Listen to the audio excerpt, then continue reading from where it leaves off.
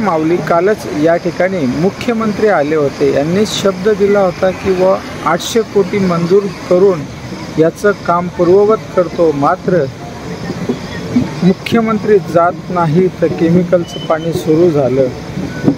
नेमकी सत्यता काय अजून तरी कळत नाहीये। लाखो वारकरी भाविक तीर्थस्नान करतात, या सुद्धा गढूळ पाण्यात आपण पाहू शकता। अनेक लोक भाविक भक्त स्नान करतात आणि हेच खराब पाणी समोर पिण्यास जातं। वाईट अवस्था कधी बदलेल ही अपेक्षित आहे। वस्तुस्थिती आहे ती तुमच्या समोर आहे। परिवर्तन पाहिजे, मात्र अशा पद्धतीने नाही। पाणी हे सुंदर हवंय, असं केमिकल मिश्रित नकोय। हीच एक आशा इंद्रायणी सेवा फाउंडेशनची। जनजागृती 7 वर्ष झाले सातत्य आहे। सत्य आहे तेच तुमच्या समोर आहे। परिवर्तन हवंय।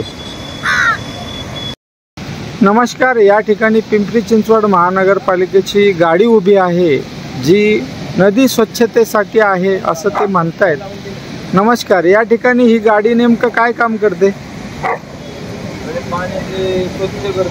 पाणी स्वच्छ करते। पर कशाद्वारे करते? केमिकल आहे त्यामध्ये, औषध। या गाडीमध्ये केमिकल आहे का? केमिकल औषध आहे त्यामध्ये। औषध आहे। मग हे लिक्विड कशाचं आहे? तुमची ड्युटी कधीपासून लागलेली आहे? 6 ते 6। रात्री 6 ते सकाळी 6।